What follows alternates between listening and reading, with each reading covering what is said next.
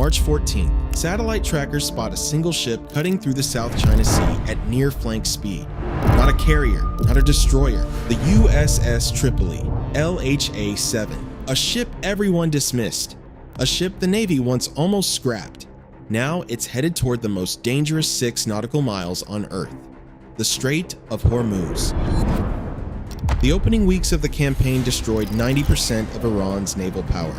Warships sunk, drone plants silent, missiles reduced to rubble. From the outside, victory looked complete, but Hormuz remained closed. Because in naval warfare, you don't need to sink a fleet to strangle the world. You just have to burn one tanker, one hull on fire, and the global economy stops itself. The US Navy solved 90% of the equation, but Hormuz demands 100. And the distance between 90 and 100 is a single super tanker on fire. So the Pentagon sends a ship that most analysts labeled a failure, a vessel stripped of the very feature that defined its kind. And yet, the mistake may hold the final 10% of the solution. Because Tripoli isn't built to sail into Hormuz. It's built to make Hormuz irrelevant. When the Navy designed the America-class Flight Zero, they made a radical choice. They removed the well deck, the ballast chamber for landing craft, altogether. Every amphibious assault ship since World War II had carried one. It was how Marines went ashore. Removing it felt sacrilegious. Congress revolted, generals protested. By law, later hulls were forced to restore it. The first two, America LHA-6 and Tripoli LHA-7, were written off as experiments that failed. But the space once occupied by that well deck didn't disappear. It transformed. Now it holds a double-sized hangar bay, expanded maintenance sections, a full surgical hospital, and jet fuel reserves rivaling a carrier's. Tripoli didn't lose her ability to land Marines. She changed how she lands Marines, from the sea surface to the sky. That change unlocked something no amphibious ship had ever done. Operate 20 F-35B Lightning II stealth fighters at once. In 2022, off California's coast, she proved it. 16 Marine jets and 4 test aircraft surged from her deck half a carrier's air wing for 1/4 the cost. The mistake had become the most dangerous pocket carrier afloat. Look at the map. The Strait of Hormuz is a 540-mile bathtub carved between Iran and the Arabian Peninsula, every inch within reach of Iranian missiles. Super carriers, Lincoln, Ford, Bush, stay far outside. They're too valuable. One direct hit would change global balance overnight. Tripoli displaces only 44,000 tons. Painful to lose, yes, but not irreplaceable. In Pentagon math, losing a supercarrier is catastrophe. Losing Tripoli is tragedy, but survivable. That makes her the perfect wedge between risk and reach. But raw proximity isn't enough. She brings something else. 2,500 Marines distributed across 5 ships. The 31st Marine Expeditionary Unit, forward deployed from Okinawa. They've just finished Exercise Iron Fist 26 with Japan. Island seizures, electronic warfare, rapid helicopter assault. Exactly the crafts that will soon matter more than missiles. Her escorts, USS Robert Smalls, Rafael Peralta, and 2 San Antonio-class LPDs, carry their gear and armor. Together, they form a small, flexible strike ecosystem racing toward Hormuz. The cost? Pulling Tripoli from the Pacific leaves the Indo-Pacific naked of its only rapid reaction force. The Pentagon robbed one theater to save another. That's how critical Hormuz has become. The carriers already on station fight from hundreds of miles outside the Gulf. Every flight from Lincoln or Ford takes over an hour each way. Fighters burn fuel just reaching the target. Time on station, maybe 40 minutes. That's when Iranian drones find tankers. In the gaps between air patrols, Tripoli closes those gaps with physics. Operating 100 nautical miles from Hormuz instead of 500, her F-35Bs cut transit time from an hour to 13 minutes. 3 times more watch time. Gaps shrink from hours to minutes, and those minutes decide whether an Iranian Moajir 6 drone spots a ship or disappears from the sky before it can transmit. Tripoli's stealth jets scan passively without betraying their positions. Kill the drone, and you break the kill chain. The network linking drone eyes to coastal missile batteries. Tripoli isn't built to obliterate Hormuz. She's built to blind it.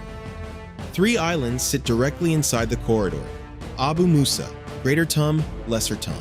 Captured by Iran in 1971. Heavily fortified ever since.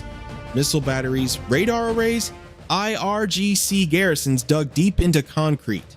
They're unsinkable carriers, static platforms that can kill anything crossing the lanes. Even after weeks of airstrikes, one surviving missile launcher is enough to keep every tanker insured for war. This is where Tripoli's flaw becomes weapon. A normal amphib would crawl toward the beach behind mines and missiles. Tripoli doesn't need to. Her Marines don't ride boats, they fly. MV-22 Ospreys and CH-53K helicopters lift teams straight over minefields. They land behind enemy lines, strike launchers, capture intel, and exfiltrate before IRGC reserves can respond. No landings, no beaches. No exposure to the defenses Iran has spent 40 years perfecting. Think of Operation Praying Mantis, 1988, when US Marines demolished Iranian oil platforms in one day. Tripoli brings that playbook back, updated with stealth, data links, and vertical lift. It's risky. Every island remains a trap. But even the possibility of a raid forces Iran to hold troops there. Soldiers who can't defend the mainland. Every garrison diverted is one less guarding the coast. Fear becomes a resource. The Gulf's real challenge isn't the islands, it's open water. 6 nautical miles wide, too narrow, too mined for ships to patrol. So how do you control it without sailing into it? With EABO, Expeditionary Advanced Base Operations. It's the core of the Marine Corps' Force Design 2030 overhaul. And Hormuz might be its first real test. Here's how it works. Marines fly to small islands, empty coastlines, or Allied ground in Oman and the UAE. They build temporary outposts. HIMARS launchers, radar dishes, and forward rearming pads for F-35Bs and Ospreys. Each base becomes a node in a firepower web, where rockets, aircraft, and sensors overlap to cover the strait entirely. HIMARS can fire ATACMS up to 162 nautical miles, or PRSM at 270. Anything crossing the strait becomes targetable. Fast attack craft, mine layers, even subs creeping in shallow water. At the same time, Marines secure the Navy's mine clearance vessels already sweeping the Gulf, while F-35Bs above form a protective umbrella. Minefields still take weeks to clear, but Tripoli slashes the timeline by protecting the sweepers while they work, instead of waiting until the ocean is safe. It flips the logic from defensive clearance to offensive control. You don't need ships in the strait to own it anymore. You just need Marines within reach, cheap, mobile, unsinkable. For 40 years, Iran mastered one equation. American steel equals targets on the water. Mines, missiles, speedboats, all calibrated against that picture. Power from below and power from above, but never from the ground inside the corridor. The first weeks of epic fury added the sky. Tripoli adds the soil beneath it. Marines can now appear on any island, coastline, or allied strip along Hormuz, and stay there. Iran has no doctrine, no weapon, no playbook against that. Defend the islands? The coastline opens. Defend the coast? The islands fall. Split forces? Every point becomes too weak. 3 options, 3 failures. A zero-sum trap built from 40 years of perfecting the wrong defense. Iran prepared for fleets of steel. Tripoli brings flesh and rotor wash. The US didn't send Tripoli to win the war tomorrow. They sent her to shorten it, from months to weeks, to own the last 10% of an equation that sheer power couldn't solve. Before Tripoli, naval siege meant waiting. After Tripoli, it means moving. From sky, from shore, from silence. Iran spent 40 years fortifying against ships. They solved the right equation for the wrong variable. Carriers attack from the sea. Air wings strike from the sky. Tripoli brings the ground to a place that never had one. And in the narrow waters of Hormuz, that might be the difference between 90% and victory.